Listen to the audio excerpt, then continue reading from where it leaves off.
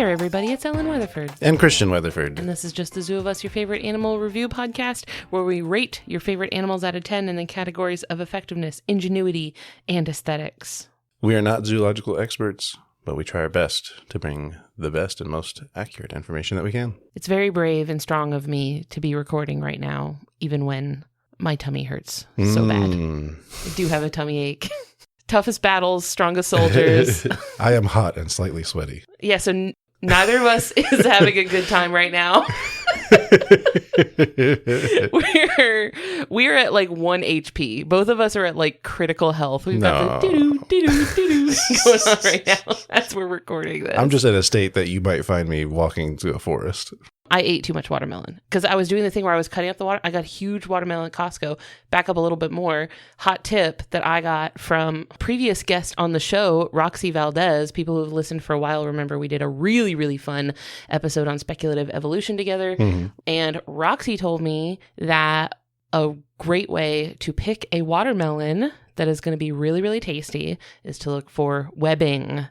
Like that kind of like scarring on the watermelon that looks like spider webs and stuff. So I was at Costco and I saw this watermelon that looked like the Joker. Like it had these deep furrows. Like this watermelon had like been to war. And I was like, Roxy told me that that's a sign of a good watermelon. So I bought it.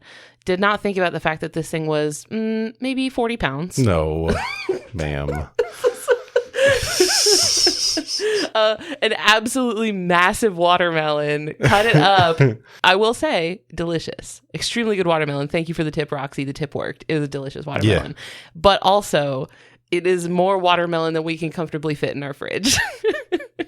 And as I was cutting it, I was like, you know, when you're cutting up watermelon, a lot of times you end up with little scraps. It's like, they don't like... You just get these awkward corners and stuff where it's like, well, I can't really put this in with the other pieces, but I don't want it to go to waste. It's perfectly good. So I was just like eating the little scraps and stuff. I ate so many stupid little scraps of watermelon that now my tummy hurts. You know those little devices that peel apples? Yeah. That like spin them and slowly peel them? Yeah. I wonder if they make them big enough for watermelon. Watermelon shawarma. I just want a whole intact watermelon with no rind on it, and I just jump right in. That's what I'm thinking, like a shawarma, you know, like the big spinning shawarma things that they shave a little bit off. Sure. I want that for watermelon. A watermelon rotisserie. No, my goal is whole watermelon to the face. Just like unhinge your jaw and swallow it whole. I'll try my best. I know. This is what, our fourth, I want to say, whole watermelon that we've cut up and eaten this summer. Although the first one was a bust. But anyway, so that's my little status update on my tummy and our watermelon situation. But I have an animal to talk about this week that I think is going to be really fun for both of us. Okay. I think we're both going to have a really good time with this one. All right, what is it? Pufferfish. Okay. What do you know about pufferfish? What's your relationship like Poison. with pufferfish? Yeah, I'm going to talk. SpongeBob. Okay, well, I was going to talk about the poison thing. I wasn't actually going to talk about SpongeBob. Don't worry, I got that covered. Okay, great. Sushi. Going to talk about that too, Different from porcupine fish. Yes, but not as different as I thought. Okay. They are closely related, but just not quite the same. I think it's a dentition difference. Like they have different teeth, and also the spikes are a little bit different. But yeah, pufferfish, they're in the family Tetraodontidae. Oh. Whereas porcupine fish, I believe, are Diodontidae. So it's a different tooth thing. Pufferfish were requested via email by Lucas Eigel. Thank you, Lucas. And all of my information is coming from sources that will be cited in the episode description. So if you want to go read the papers that I read and the articles and the videos and all sorts of things that I'll be talking about during this episode, please go to the episode description where all of the sources will be cited. So for people unfamiliar with pufferfish, these are the fish that blow up like a balloon. You've probably seen them in cartoons, movies. There's, I believe, one in Finding Nemo. There's, as you mentioned, Mrs. Puff from SpongeBob. There's Quillfish, the pufferfish-based Pokemon. They're in Stardew Valley. Oh, yeah. You can catch them in Stardew Valley. They're hard to catch, too. They're really hard to catch. Are they in your diving game? Yes. Dave the Diver? Yes. And they are like passive hazards. Oh, interesting. So like if you get close, they expand, and if you touch them, they deal damage to you, but they don't like chase you. That I think is pretty in line with pufferfish behavior. Yeah. That is consistent with the way that they really do behave. They're very slow moving. Mm-hmm. They don't move very quickly, but they're also not like super aggressive. They're more inclined to try to get away. Most pufferfish are not huge fish. Actually, the largest pufferfish in the world, this surprised me, the largest pufferfish is actually a freshwater pufferfish. Mm-hmm. Oh, do you know about this already? This is the one that's kind of viral, isn't it? Is it? I don't know what you're talking about. I feel like I've seen a lot of videos of this person who has like a favorite freshwater pufferfish. I want to say in the Everglades. What does your algorithm look like? Well, this one's in Africa, in the Congo River, so it's not the same one. I might be wrong about the Everglades, but something like that kind of water system. Oh, interesting. Or like a mangrove or something. Yeah. Oh, your algorithm is so foreign. It's very friendly, but big and kind of smiley a little bit. Some of them are kind of smiley. Yeah. Well, I was even surprised to find out while I was doing these notes that there are so many freshwater species of pufferfish. I thought they were just marine, but there are actually quite a few species that are freshwater. And the biggest one is the mbu pufferfish that is found in the Congo River. They can grow over 2 feet long, which is pretty big. But I feel like usually I associate marine and like oceanic fish with being much bigger than freshwater fish. So I was surprised to hear that the freshwater ones actually get much bigger. Yeah, true. There are around 200 species of pufferfish. And to zoom out from the pufferfish family, as I mentioned, they're in the family Tetraodontidae. And as you mentioned, porcupine fish are closely related. They can also inflate, and they also have spines on their body like the pufferfish. But do you know another fish that's like closely related to pufferfish that we've talked about on this show before? It was a long time ago. They're literally nothing like pufferfish. Then no. I'll save it some time. It's the sunfish, mola mola. Really? Yeah, they're like pretty closely related to pufferfish, which is so interesting to me. There's like I don't see any similarity at all. Yeah, one round, one flat. The opposite. As opposite as you could get.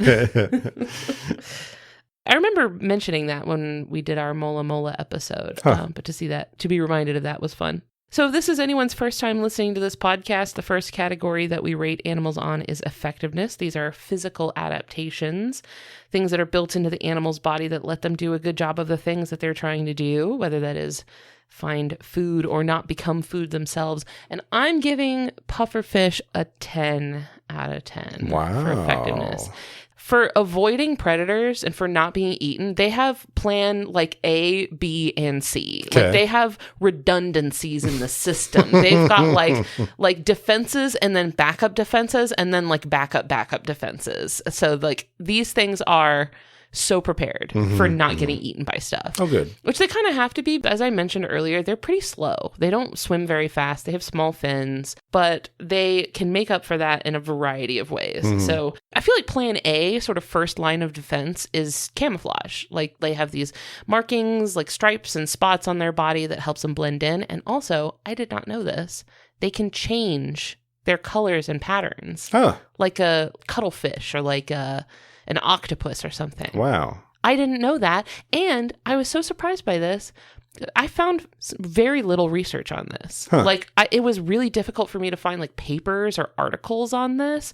The only way I could even confirm that they really can do that is by going on YouTube and looking up videos of like people with pufferfish in their aquariums that took videos of it and uploaded it.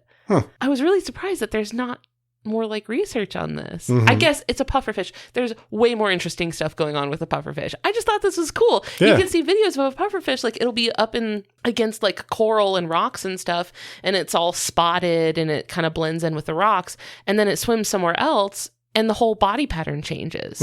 I didn't know they could do that. That's fairly rare for true fish, right? I feel like I haven't really heard of any other fish that can change their colors like that, like on a whim, you know, like, you know, you hear about fish that over time as they age, you know, their colors and their patterns will change, but this is like on a dime, like quickly in the moment. So I didn't know they could do this. Yeah. So plan A, camouflage. Now, if camouflage does not work, a predator has seen them and a predator is going to try to eat them. They move to plan B, which is the thing that they are most known for, which is they suck. Sure. They inhale and swallow just a bunch of water really, really fast to inflate their body. I think we've mentioned this before, but like, I guess I, for a really long time, thought that it was air that they were puffing their body up with, like a balloon. Sure. It's not. It's just water. Which, when I realized that made a lot more sense. I was like, obviously. I don't know why I thought it was air. I bet, though, if you have them above water, like if you fished one up, I wonder if it could fill itself up with air. Yes, they can do this with air, too. Okay. So they can do this with air. And actually, for a long time, it was just kind of assumed that when they do inflate their bodies like this, the assumption was that, they can't like breathe or respirate while they're inflated. But there was actually a 2014 study that showed that they can, and actually they absorb more oxygen while they're inflated. Interesting. Yeah, but they still can't like stay inflated forever.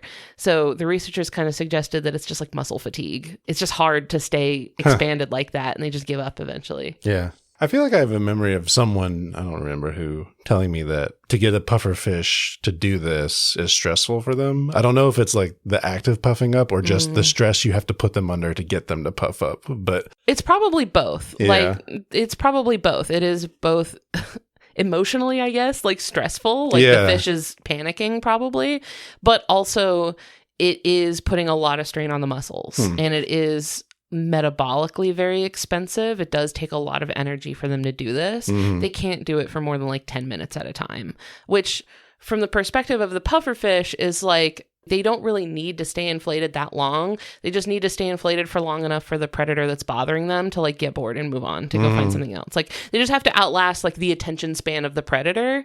And that's all that matters, right? Like you just have to be unappetizing long enough.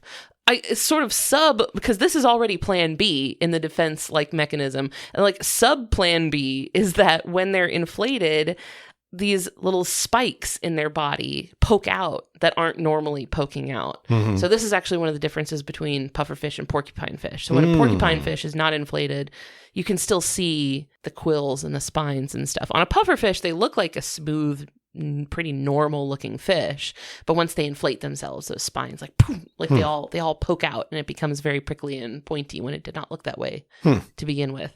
But there's some really interesting sort of anatomical accommodations that their body has had to make to be able to expand like this. One thing is that the sort of lining of their abdominal cavity is all folded up and like crinkled and wrinkled and stuff, so that it has a lot of room to expand, right? When it's stretched taut, it can expand much wider. They have a very elastic stomach that can stretch and become very large, but also they have no ribs or pelvis at all. Okay. It's gone. Huh. Oh, I guess that kind of explains the low mobility. Yeah, like they had to kind of get rid of a lot of musculature that would otherwise be supporting the fins. Like pelvic fins that fish normally have on the bottom, they simply don't have them. Huh. Yeah, it's a very interesting adaptation where, because the pelvis is usually on the bottom, the underside of the fish. It's not where you might expect it to be if you were looking at like vertebrate anatomy. It's not like towards the tail end. It's more like on the bottom of the fish, but that would get in the way of them expanding their abdomen. So they got rid of it. Don't need that. Who needs it? Who needs a pelvis? Who needs ribs? You know what that reminds me of? This might be inappropriate. What? That like schoolyard rumor. I don't need to say You're right, any more it is than inappropriate. That. Yeah, I don't need to say any more than that. If you know, you know. If you're perhaps 30 and up, you know. So that's plan B, right? Plan A, camouflage. If that doesn't work, proceed to plan B. Inflate yourself, be very spiky. If that doesn't work for whatever reason, there is in fact plan C, which is explode. Well, that would be great. I would love that. What a great, like, I'm taking you down with me. We can both lose. I love that. They just be like, poof. Like, all right, well, you'll learn not to do this again. You can't prey on more of us if you're dead. Yeah. No, they don't explode. That would be really funny. They do in cartoons a lot. I feel like in like video games and cartoons that involve a pufferfish, they usually like are shooting out spines or something. Maybe I should clarify. That's not something that they do. No. You'll see that in video games where they'll like shoot out their spines or something. I can't think of a single animal that actually shoots or like projectiles their spines and quills. Let me think. I know a lot of people think that porcupines do this, but they really don't. Yeah. I see. Maybe I'm going to have to edit it in because I feel like there's one that does it. I'm just trying to. I can't think of what it was. Hey, it's me editing this episode. I remembered what I was thinking of. I was thinking of tarantulas, which are covered in these urticating hairs. They're not really hairs, but they're kind of like hairs. It's why they look all fluffy. And these hairs are really, really irritating. They don't feel good to brush up against. They're kind of like a stinging nettle, but tarantulas can actually like flick and throw these bristly hairs onto an attacker or something that they feel like is threatening them. So tarantulas actually can do this. That's what I was thinking of. All right, back to the episode. But so Plan C, they are in fact extremely poisonous, like excessively poisonous. Like if you like kill like 30 people with one fish poisonous. Now, is this some, most, or all? I think it's most. There are some species that are not typically poisonous. Okay. But most of them are to some extent. And also, like, some of them are less poisonous. So I think the freshwater pufferfish tend to be less poisonous than the marine pufferfish. But don't, like, try to guess. Err on the side of caution, but they are extremely poisonous. And the type of poison that is found in pufferfish is a poison that we've talked about on this show before. It is a neurotoxin called tetrodotoxin. Oh. TTX is the type of venom found in blue-ringed octopuses, okay. which we have talked about on the show, and the rough-skinned newt, which we have also talked about on the show before. Yeah, for some reason I thought pufferfish was the bufotoxin. Bufo means toad. Ah. So that's a toad based toxin. Right. But I didn't know this. TTX, the tetrodotoxin, that tetrodo part, that's pufferfish. It's named after pufferfish. Oh. Like this toxin is named after pufferfish. This is like where it comes from. Because they certainly have like some of the most potent, like naturally occurring toxins in the world. As we've talked about before, the way that this works is by blocking the channels that send signals from the nervous system to the muscles. So the muscles aren't receiving the signals that tell them when to contract and when to release. This doesn't necessarily sound fatal until you consider that includes the diaphragm. Yeah. For breathing. For breathing. So if your diaphragm is paralyzed, you cannot move air in and out of your lungs and you will suffocate and die. Mm-hmm.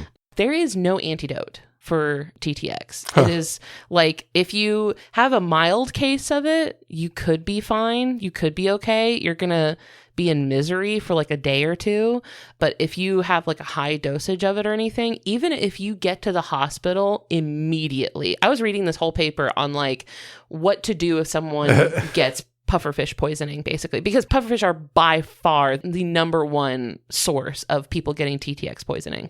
So step one, if it's like soon enough, like if you literally like ate it in the hospital parking lot and went directly inside, they would try to like get you to puke it out. Sure. Like step one is try to like get as much of the toxin out of your body as possible. So they might try to like do a stomach pump, get you to puke, all that stuff. And then past that point, if they can't like get it all out of you, or if it's been too long, or if you had too much of it, all they can do is try to keep your lungs moving and your heart beating until you can pee it out. Yeah, I was going to say like pray you're near a respirator, but like that doesn't help your heart though. So like I don't know what they would do for the heart. Yeah, there's some like I think there's some like medication they can give you that can kind of like stimulate the heart enough to keep it beating. But yeah, it's basically just like cardiovascular and respiratory support. Like keep you like force your body to breathe until you can. I feel like the breathing is not hard as long as you have a respirator, but breathing's not hard. Simply breathe. I don't know. But I don't know. You forgot to breathe. Skill issue. I'm not a medical professional, but that's like the only other thing I know about getting the heart to pump manually are chest compressions. And yeah, I mean, I don't think you could do chest compressions for the amount of time it would take to. Yeah, I don't know how that treatment plan work. Like I don't know the details of that treatment. I just know that like there's nothing they can do for the toxin itself. They just can like help you power through it basically. It's just support at that point. Like we're going to try to keep your breathing and keep your heart pumping until you have processed this out of your system. So it is really, really bad news. It is a really extremely lethal toxin. Now, interestingly, the pufferfish itself does not seem to actually produce the toxin with its own body.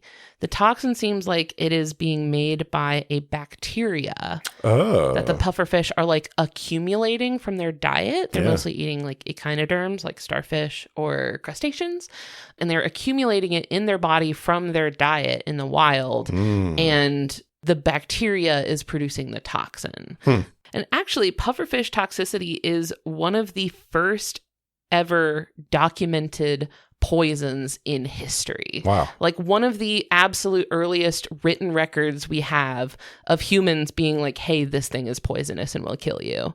It has been written about as far back as 2700 BC in very, very ancient Chinese texts. It's like one of the first ever recorded instances of humans identifying like this thing is poisonous. Interesting. Yeah. So history with pufferfish toxicity goes like extremely far back in history. So it's not that they bioaccumulate the toxin itself. They bioaccumulate the bacteria that creates it. So that's different from something like a moray eel. That is bioaccumulating the toxin itself. Oh, yeah. And then with the moray eel, it wasn't that like its organs basically had this like... most concentrated in their organs. Yeah, it's kind of like that, but like to the extreme, like to the absolute extreme. Where even just like handling a pufferfish without gloves can give you like some symptoms of the poison. Crazy.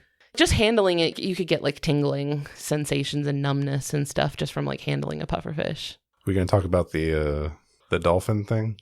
Yes, actually. I'm so glad you asked. That's literally the next thing in my notes. That makes total sense. And this actually is not like a super well studied behavior. I could only find one documented instance of this, but there is a video. It is from BBC. It is from a BBC documentary called Spy in the Pod. And I think this is one of those like spy cam documentaries where they have like a robot basically like join a group of animals and like film them from within the group. So there is a video of dolphins playing with a pufferfish where they have rage baited this pufferfish. It is all blown up and inflated. He's having a bad time. And these dolphins basically like are playing with it with their mouth where they're like bumping it around, tossing it back and forth, just kind of like wiggling it around, you know, like grab it and kind of like shake it side to side and, you know, bop it with their noses and stuff. And they even take turns with it where like one will play with it and then it'll pass it to the next dolphin in the pod and he'll have his turn and like literally puff, puff, pass. Oh, like, jeez.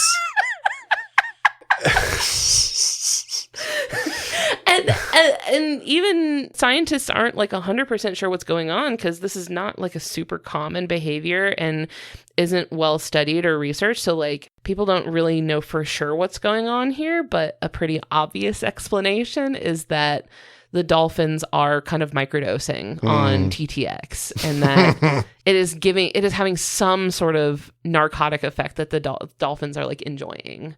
And it could be that like numbing tingly sensation that they're going for. Like they think that is fun. Or I don't know, maybe it does something different to dolphins that is fun for them. I don't know. So strange that there's not any grant money on this topic. Who's funding the studies?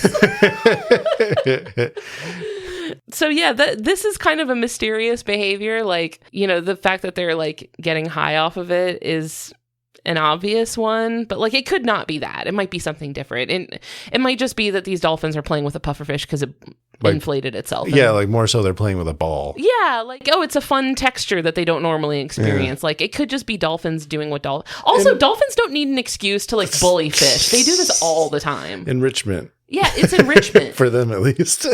Yeah. The pufferfish having a nightmare day. Worst day of the pufferfish's life. Dolphin heaven is pufferfish hell. So that is an interesting little interaction. Let's take a quick break to hear from our friends on the Maximum Fun Network, and then we'll talk ingenuity, aesthetics, and culinary applications for the pufferfish. What is manners? It's kind of a social dance that we've all agreed Who to. is manners? Well, we reference Emily Post a lot. Why is manners? Let's go back to royal etiquette. Schmanners answers all these questions. Through examining history, culture, literature, and more, we'll give you the ultimate insight on why we did it, how we do it and why we still might do it today. So check us out every Friday on MaximumFun.org or wherever podcasts are found. Manners, manners. Get it? Good evening. Thanks for tuning in to 101.1 Max Fun. It's midnight here on Host to Coast, and we've got Sarah from Michigan on line 1. Hi, I'm calling in for some help. I used to love reading, but between grad school, having kids, and the general state of the world, I can't seem to pick up a book and stick with it anymore. Sarah, this is an easy one. Just listen to Reading Glasses, a podcast designed to help you read better. Bria and Mallory will get all the pressure, shame, and guilt out of your reading life. You'll be finishing books you love in no time. Great, that sounds amazing. Also, I do think my husband is cheating on me with Mothman. Can you help me with that one? Ooh, I don't think they cover that. Reading Glasses, every Thursday on Maximum Fun.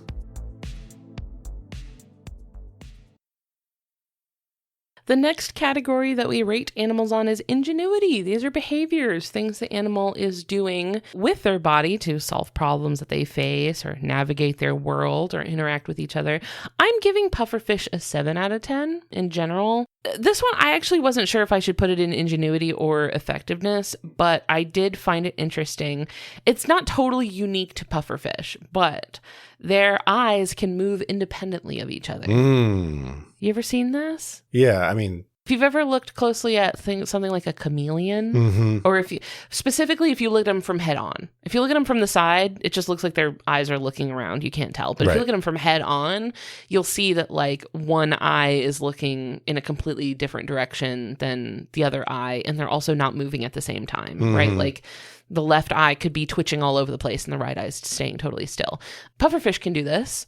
There are a few other types of fish that can do this. This is not like totally unique to pufferfish, but it's not super common either. Triggerfish?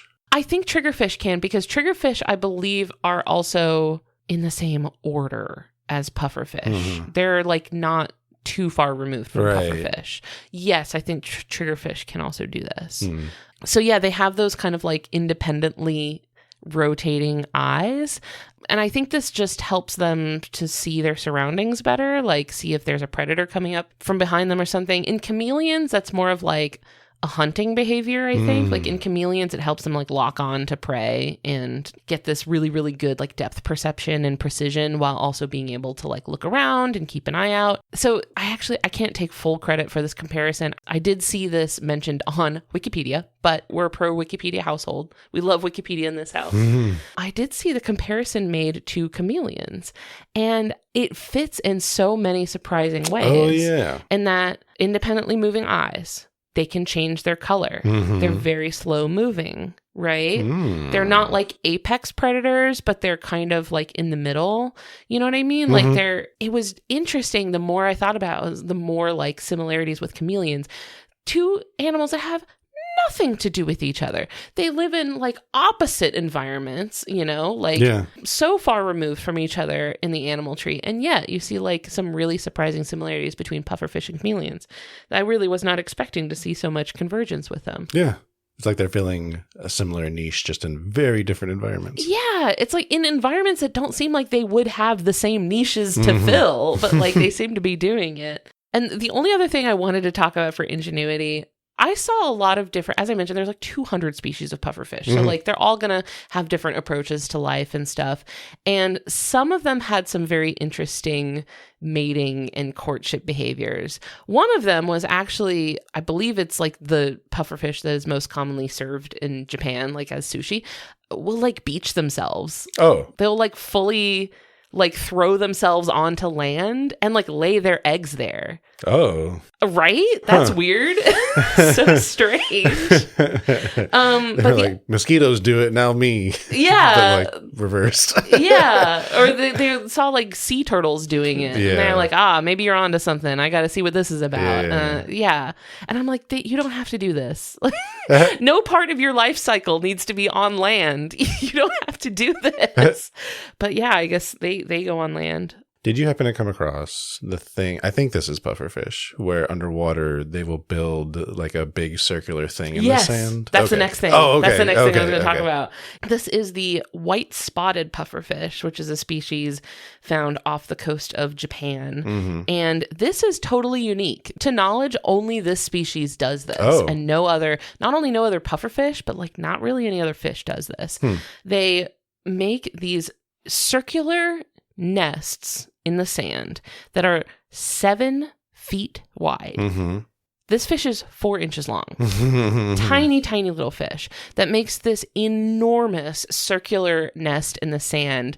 And it's not just that they like, do a little impression in the sand and that's it. They're very meticulous about shaping it and sculpting it. So they go right down on the bottom and they kind of scoot along the sand and flap their fins and tail in such a way that it makes this like, it's like scalloped sort of depressions in the sand. They make these patterns and they even kind of like change it up from the middle to the edge. Like the patterns in the middle look different from the patterns at the edge. So it's like there's very meticulous, geometrically precise. It looks like a mandala. That's what I was thinking of. Yeah. I couldn't think of the word. Yeah. But it's like very exact and very geometric and like it's like perfect. They make like perfect circles. And then they'll also kind of decorate it. They'll go get little shells or little like bits of like rock or coral or something and they'll like decorate it. And it's to impress a female. And if his nest is beautiful enough, then she'll come mate with him. And this was what I found interesting is like these fish don't live like right up on the coast. They live kind of a little bit far away from the coast. So until like the 90s, when it was more accessible and common for people to just like go diving off the coast, right?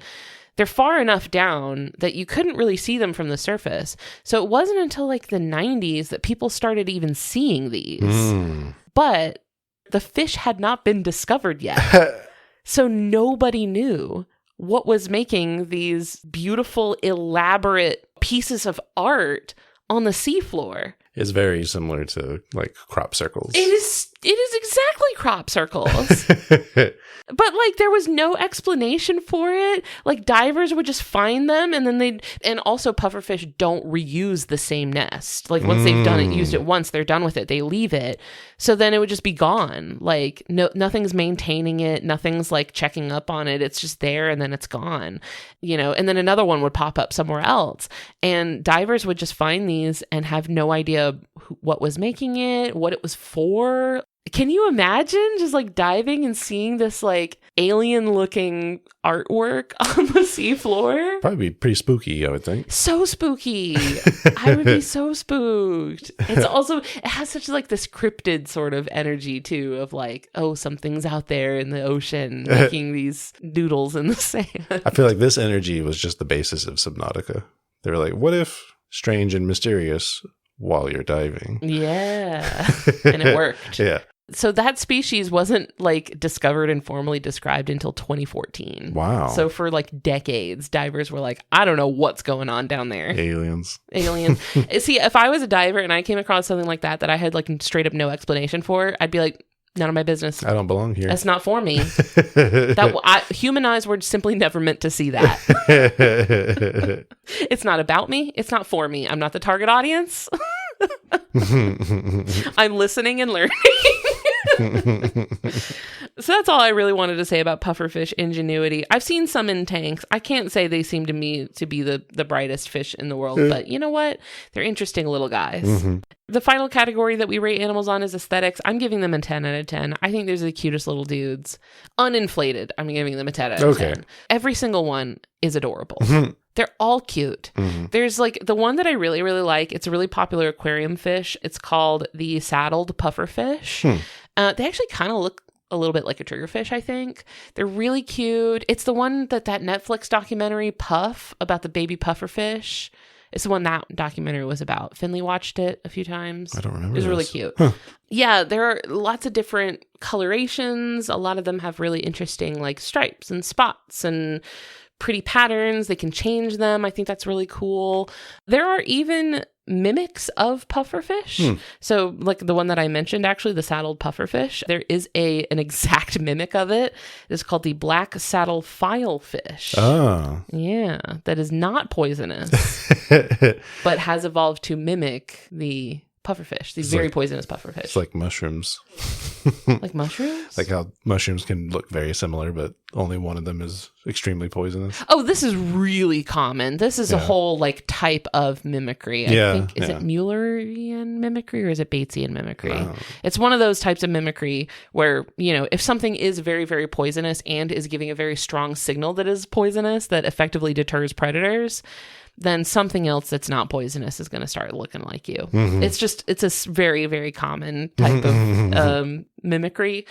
Some types of pufferfish are endangered to different degrees. The Chinese puffer is critically endangered. The thing I really want to talk about in the end here is culinary stuff. This is the context I think a lot of people are aware of pufferfish in. So despite their toxicity, people have been eating pufferfish for literally thousands of years. Pufferfish bones have been found in shell middens. Have you ever seen a shell midden? Yes. Lots of school field trips to shell middens. Especially Florida. Yeah, in Florida. A lot of shell middens in Florida. But pufferfish bones have been found in shell middens in Korea and Japan that are over 2,000 years old. And Chinese texts from as early as the 10th century describe recipes for eating pufferfish. So they had different ideas about how, like, if it's boiled with a certain type of plant or herb, then it's safe to eat. It is clear that people have known how to handle and safely eat well, safely is maybe an exaggeration. How to handle and eat pufferfish and survive for, you know, at least 2,000 years. Why is it spicy? It's so spicy. The kanji for the Japanese name fugu being the Japanese word for pufferfish, the kanji for their name literally translates to river pig. Aw. That's cute. It is cute. And also kind of like, it's like pork, you know, like I think hints at eating them, I guess. They do have a kind of a piggy appearance, though. So the toxin is mostly concentrated in things like the organs, the blood, the eyes, the reproductive organs, the liver especially is like the most poisonous part. The flesh is like hypothetically safe to eat, but if there's even you accidentally cut the wrong place, you nick the membrane, you get a drop of blood somewhere it's not supposed to be, a very, very, very tiny mistake will contaminate the flesh with the toxin. So in order to legally sell fugu in Japan, a chef has to get a special license that involves 2 to 4 years of apprenticeship and multiple exams, both written and practical. Yeah. And these involve things like species identification, anatomical exams where you have to identify like the organs of the body.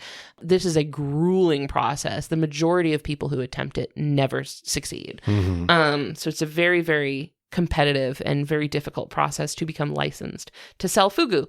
In the USA, you have to get it imported from Japan. Oh. So it has to first be authorized by Japan to export it, and then the FDA has to approve it to import it. So getting it in the USA is even harder than it is in Japan because there's like the additional barrier of like, now you have both Japan and the USA that have to approve it. So getting it in the USA is really difficult. I looked around. I did find a restaurant in Seattle where you can get it. Oh.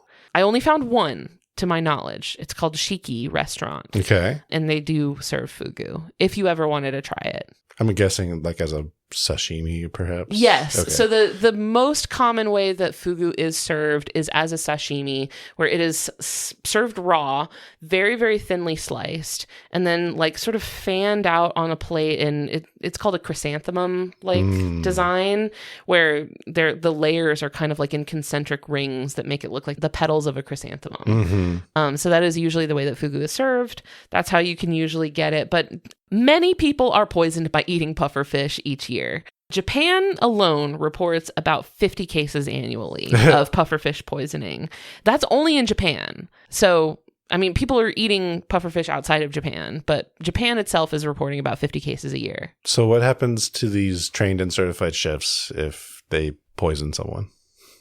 I don't know if there are repercussions for like if a poisoning can be linked to you as like the chef, because the majority of poisoning cases are not being done by, they're not being served by licensed chefs. These are people who like go out on a boat, catch a pufferfish and try to eat it. Okay. Like they're amateurs, they're home chefs. They try to like prepare it for themselves and eat it. Actually, a lot of cases are from mislabeled fish. So there was a case in Thailand where there was one vendor in particular that was labeling pufferfish meat as salmon. No. 15 people died and over 100 were sent to the hospital because this fish was mislabeled as salmon. Now, it must not be the type of salmon I'm familiar with, because salmon has a very distinct appearance. Sure. Salmon is like orange. Fugu is like white. But I don't know. Maybe it's a different type of salmon. Don't know. So a lot of these cases of pufferfish poisoning are from people going rogue, kind of. Sure. Like people that would just go out, catch a pufferfish, and then just figure they could just eat it. One of the cases that I saw was actually someone who was like, not necessarily stranded, but for whatever reason, they were out at sea and ran out of food and had no other options. And they had a pufferfish for whatever reason, tried to eat it. So a lot of these cases are just something like that. It wasn't like served in a restaurant, but some of the cases of poisoning were people going to fugu restaurants and requesting the liver of the pufferfish, saying, I could take it. What? Yeah, that's what I said. Why would you do that? People that would go and then the people serving it would explain like, hey, that's where all the poison's at. And they're like, yeah, I know. That's why I want it. That's wild to me.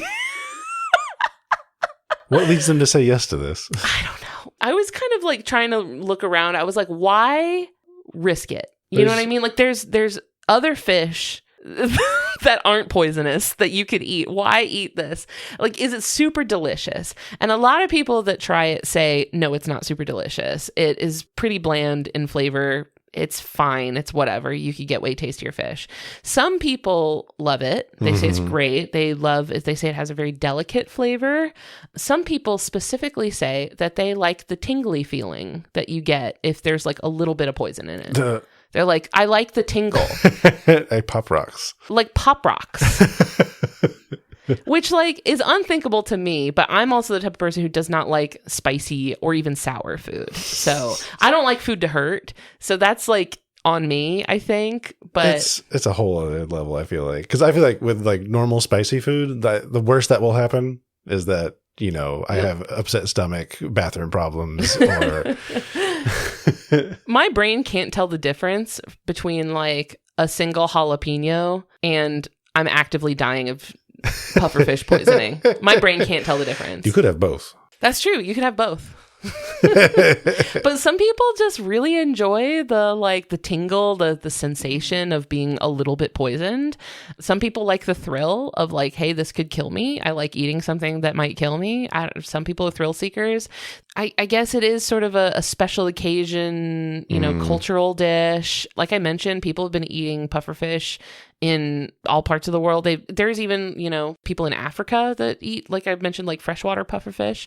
So like, you know, it is definitely a dish with a lot of history behind it that goes back, you know, thousands of years in culture. You know, it's definitely a very ancient dish, and interesting to me that people are so committed to it that they're willing to accept the risk of like, you might die a very slow, agonizing, and painful death for eating this dish. I can't wrap my head around it.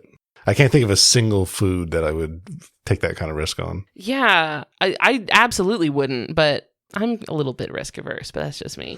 Now, interesting, I think back to something I mentioned earlier. The poison is produced by a bacteria, not by the fish. And that bacteria comes from their diet in the wild. So there are some companies, I saw one in China that's been doing it. I think there's another one in Japan that's been trying to do it, that have been trying to basically captive raise pufferfish so that they will not like eat the same diet and not cultivate the bacteria, and they won't be poisonous, ending up with completely harmless, poison-free pufferfish. the company in Japan that was trying to do it experienced a lot of legal issues where like they were trying to basically be approved by the government to sell their pufferfish as like poison-free pufferfish. And the government was basically like, well, you don't know for sure that it's not poisonous. And they're like, we tested it and there's no poison in it. And they're like, yeah, but you don't know if it's all poisonless. Like, you don't know if all of it has no poison in it. Like, it could just be those ones that you tested aren't poisonous and the other ones are poisonous. Like, it was basically like, it's not safe enough to like they're not confident enough to like label it as like poison free. And also it raises the question of like, okay, if we're selling both poisonous and poison free pufferfish, that just introduces a lot of opportunity for error, right? Like accidentally getting them mixed up or people think, oh, I eat pufferfish all the time, it's not poisonous at all. And then, you know, you get a slip up and they end up eating a poisonous one. That's true. It's like a new Coke problem. Yeah, it's exactly like that. It's exactly like Coca-Cola. If Coca-Cola was extremely lethally toxic. No, I guess I could see myself risking it there.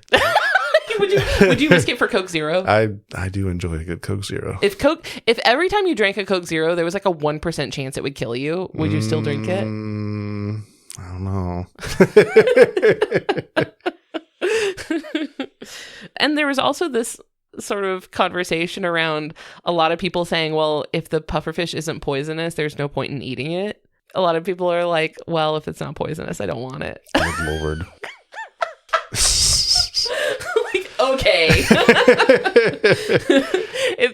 I love the mentality of like, if there's not a slight chance it will kill me, I'm not interested. It's gotta be the most boring way to thrill seek. It's cave diver mentality. I don't know, man. So yeah, I mean, quite a few people do die every year from pufferfish poisoning. So a lot of these things are like mistaken identity, right? Like you don't think it's going to be pufferfish and then you eat it and then it's poisonous. Or, you know, people who maybe don't know that pufferfish are very poisonous and they just like catch one and eat it, not knowing that it's poisonous. That could be it. I mean, that's probably been a problem for all of human history. Yeah, a lot of this is just, you know, honest mistakes. Yeah. It happens. But quite a few instances of this are people understanding that this is a very poisonous thing that can harm me very badly and being like, yep, that's exactly what I want. Like choosing it anyway. Yeah. So that's an interesting dynamic because, you know, the point of the poison evolutionarily for an animal is to not get eaten, to discourage things from eating you. But humans have that thing in our brains. It's like, what if I do anyway? It's not like capsaicin, right? Where capsaicin that makes things spicy. It's like, yeah, it won't kill you, you know, it'll just make you feel kind of bad. And so people are like, well, if it won't kill me, then of course I'm going to eat it. It straight up will kill you. So very interesting dynamic to me that this fish's like defense mechanism has become the reason that people want to eat it so badly. Yeah, strange. I wanted to conclude for pufferfish by reading a poem. Oh. This was written in 1037. Oh. By the poet Mei Yao Chen. Translated to English, I assume. No, I was just going to read it all in ancient Mandarin. Okay. Bamboo shoots sprout from spring islets. Willow down flies over spring banks.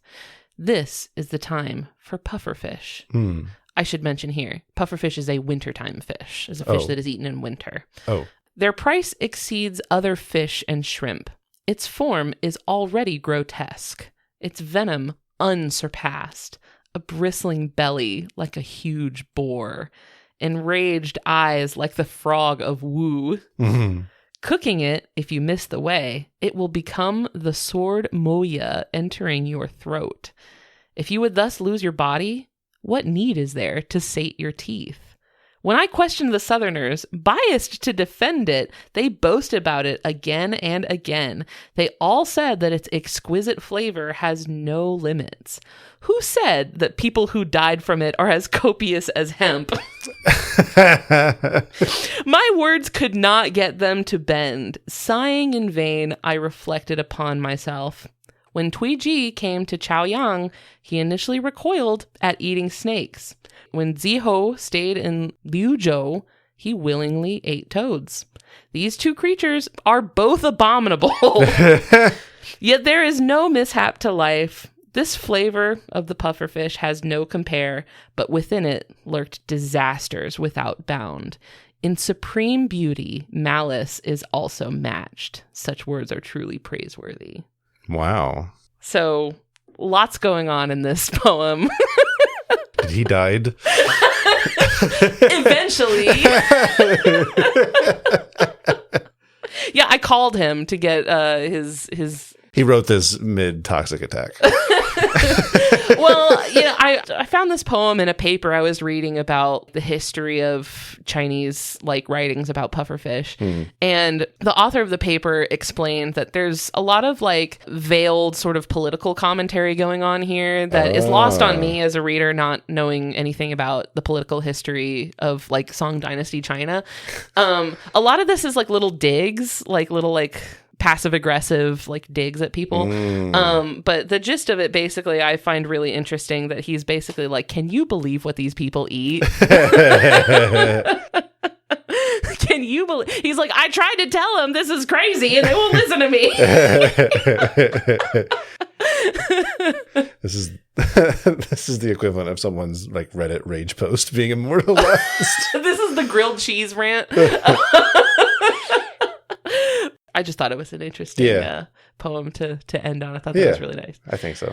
And that's pufferfish. Thanks, babe. Thank you. I had a great time learning about them. I thought you would enjoy this one because I feel like pufferfish happen frequently in the media that we are exposed to often. You ever get one of those blown up pufferfish lamps or something like that? You could buy those in Florida. Are those taxidermied? Yeah, it's like an inflated pufferfish that you could get as a lamp or something like that. No, I've never felt the desire for taxidermied anything, really. No, I'm not a taxidermy person, and especially not a taxidermied pufferfish. Yeah. It's like you're seeing an animal and it's at its worst, I feel like.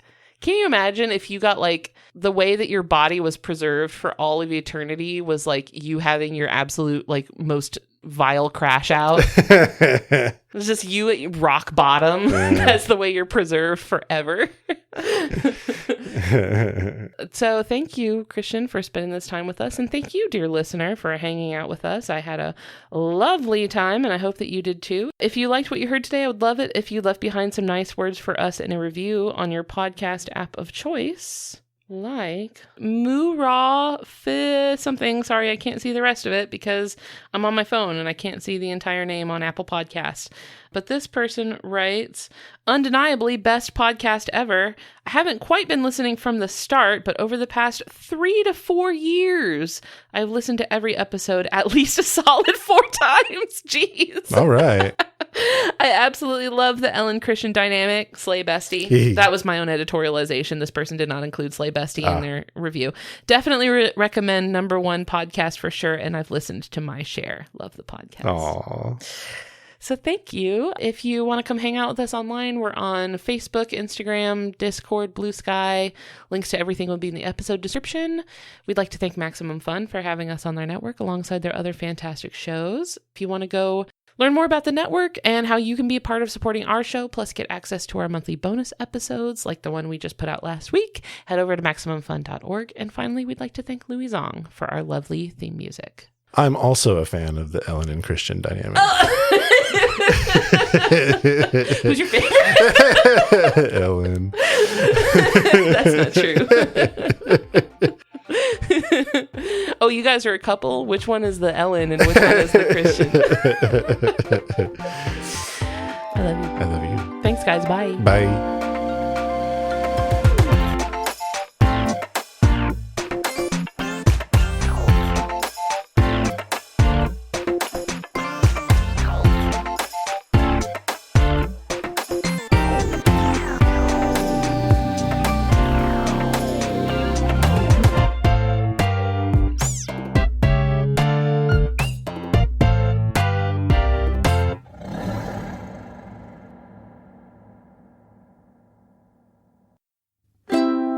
Maximum Fun, a worker-owned network of artist-owned shows.